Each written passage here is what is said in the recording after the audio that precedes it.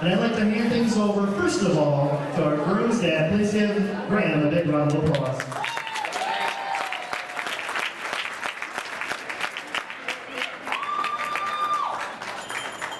Holla! What did you say? Holla!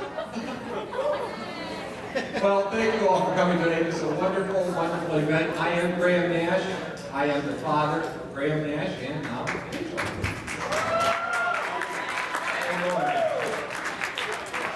So I want to start my toast by talking about one of the favorite Scots in history. His name is Eric Liddell.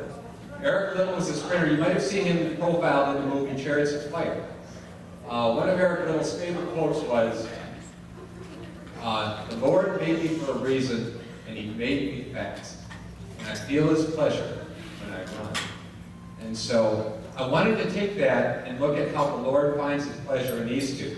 And we'll start with Rachel.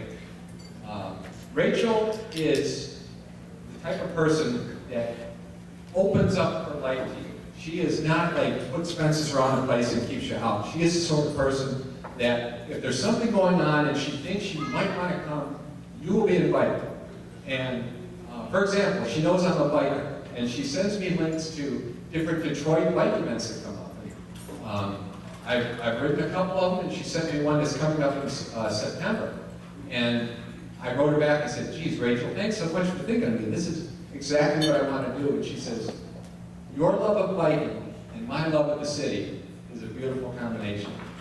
That's the sort of person she is. She's very inclusive. I would bet that there are people in this crowd tonight that have gone to Ecclesia, her church, because of an invite from her. Or they might have gone to InterVarsity because she has extended an invitation to come to InterVarsity, which is the college Christian group at University of Michigan Dearborn. Or maybe because of her example and the way you see she's leading her life, you might have established a better relationship in her home church. I would bet there's a lot of people because of what Rachel has done. So that's the sort of person that Rachel strikes me as. And because of her inclusive nature, I believe the Lord sees her pleasure, His pleasure, through Rachel that way. Now, Graham,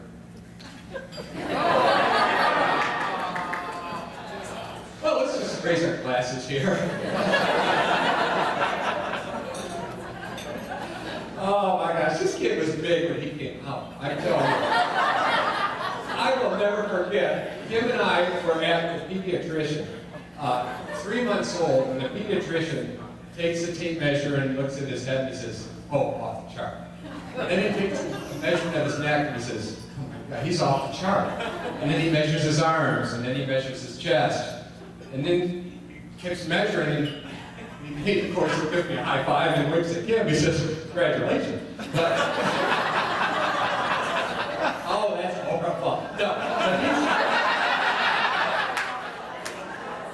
but he has, at that time, when he was 3 months old, the pediatrician said, "Graham will be at least 6'6". And I think we looked at each other and we said, that's hard to believe that he's going to be that tall. And so we started measuring him against the wall and so forth. And sure enough, I would say by 7th, 8th grade, he passed me. And I keep running up to him, getting next to him, trying to get, see if I'm a little taller. But he's certainly, but he's not just tall. He's got a heart of a lover. In the reception line tonight, someone from the YMCA came up to me and said, "You're Graham's dad." And I said, "Yes." She says, "You're Graham. The first time I met him, I knew that he was going to be the perfect fit here at the Y. I knew it." I mean, that just came out tonight. There was another person, my younger brother runs with a couple people from the Y. And one of the men is 73 years old. And Kevin Nader calls Graham over because he works at the Y. Calls Graham over to meet these two runners during the day. And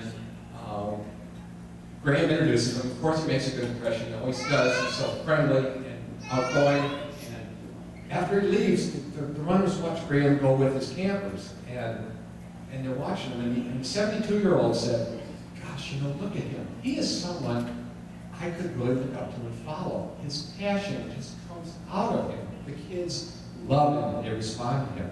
And this has been Graham through his whole life. He has been, even in basketball and in football and in lacrosse. The kids, I don't care if he's on the field or on the bench, when they come off, he's congratulating them. He's patting them on the back. He's giving them good words. He's an encouragement. This couple here is so powerful. What they are able to do together, it will blow your mind. I really feel, if they continue on this path, sharing their gifts together, I really feel this could be an amazing, amazing marriage. A little bit more of Eric Little. Eric Little was a sprinter. His favorite event was 100-meter dash. That was his specialty. He was the fastest in all of Europe. This is the early 20s. Eric Little, it came to a point where it was time to qualify for the 1924 Paris Olympics. And the time trials were held on a Sunday. And Eric Little said, I'm sorry, I can't turn my back on my Savior. Sunday is the Sabbath. I will not do the time trials. I can't do it. Well, half of Scotland understood. The other half was like up in arms because he was their hope for gold. He was that good. He held fast to his beliefs, and they were able to figure out a way to get him into 400, which, by the way, is a totally different event. But he ended up getting the gold medal. Before that, though, one of the Olympians from the U.S. team came up to him and gave him a note. And on the note, he read it before he left. And it was a verse from 1 Samuel, 2nd chapter, verse 30. Those who honor me, I will honor. Eric Little ended up winning the gold medal in the 1924 Paris Olympics. He never won the event before in an Olympic event. His specialty was on 100. It blew everyone away. He was supposed to get 6th. So there's something to be said for honoring the Lord. And that is my toast for these two. It is so clear, the direction, the message. The Lord is so clear. If you will just honor me, I will honor you.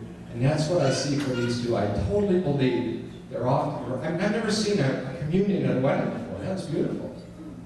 These two wrote their own vows. This is real special. You guys continue on that path. Continue to honor the Lord. He'll do nothing but honor you both. Please raise your glasses and give a toast to Rachel and Graham Nash. Wonderful people.